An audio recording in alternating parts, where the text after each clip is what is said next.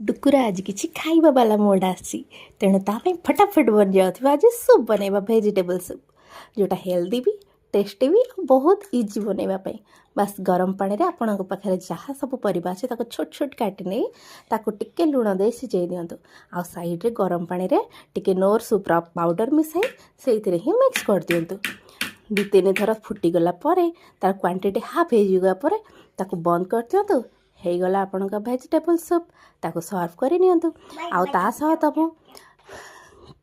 किसी गरम तेल रे गरमा गरम कॉर्न चिप्स नहीं जाइए आपण चाहिए ताको गोटे कम्बो हिसाब से नहीं पारे छुआ खाइबा खुशी होई खाइबो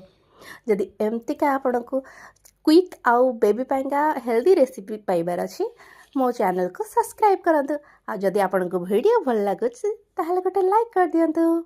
चलते देखिबा डुकुर रिएक्शन कण देखंतु ना से केते खुशी है कि खाउची